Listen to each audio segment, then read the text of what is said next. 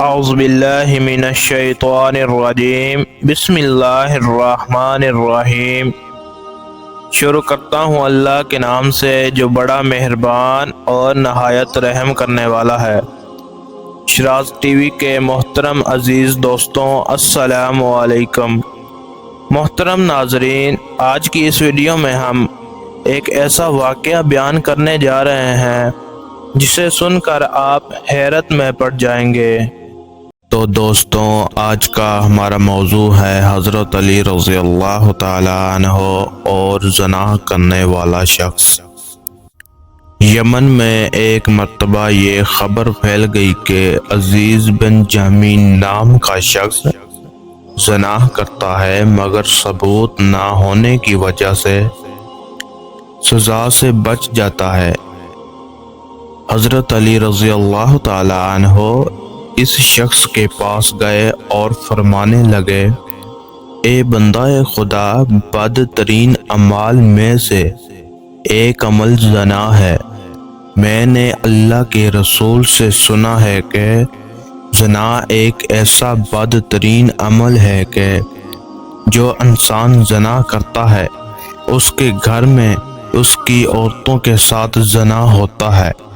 نبی کریم صلی اللہ علیہ وآلہ وسلم کا ارشاد ہے، پاک دامن رہو، تمہاری عورتیں پاک دامن رہیں گی۔ یاد رکھنا، اگر تم اپنی عورتوں کی عزت محفوظ رکھنا چاہتے ہو تو اس بدترین فعل سے اپنے آپ کو دور کر دو۔ تو وہ کہنے لگا، یا علی، میں معذرت کے ساتھ عرض کروں گا، میرے گھر کی عورتیں تو گھر سے قدم تک باہر نہیں رکھتی، وہ پاک دامن ہیں، اللہ نہ کرے ان کے ساتھ ایسا کیسے ہوگا۔ بات جب یہاں تک پہنچی تو حضرت علی رضی اللہ تعالی عنہ نے فرمایا، اے شخص، یاد رکھنا، انسان کے اعمال انسان کے دماغ پر اثر رکھتے ہیں، اور جب انسان اپنے گھر میں بیٹھتا ہے تو اس کے دماغ کی گندی سوچ گھر کے دوسرے افراد کے دماغ پر اثر کرتی ہے۔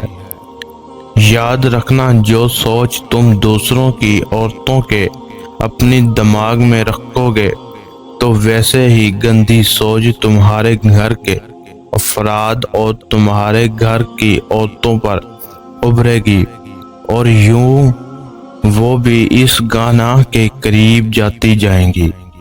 اے شخص، جیسا تم سوچو گے ویسا ہی تمہارا گھر بن جائے گا، اور یہاں سوچ تمہارے ساتھ تمہاری گھر کی عورتوں کو بھی محفوظ نہیں رکھے گی، اور تم دنیا اور آخرت میں عزت اور اعمال گنوا دو گے، اور دنیا میں بھی رسوا ہو جاؤ گے اور آخرت میں بھی بدترین عذاب پاؤ گے۔ لیکن وہ شخص باز نہ آیا۔ پھر وہ وقت بھی آیا کہ اس زنائی شخص کی 3 بہنیں تھیں، اور تینوں کو ہی زنا کی سزا میں سنسار کیا گیا۔ اللہ تعالی ہمیں اس بدترین عمل سے محفوظ رکھے۔ تو کیسی لگی ہماری ویڈیو کمنٹس کر کے لازمی بتائیں، اور ویڈیو کے آخر میں آپ سے گزارش ہے، اگر آپ نے Shiraz T V YouTube channel ابھی تک سبسکرائب نہیں کیا تو لازمی سبسکرائب کر لیں۔ جزاک اللہ۔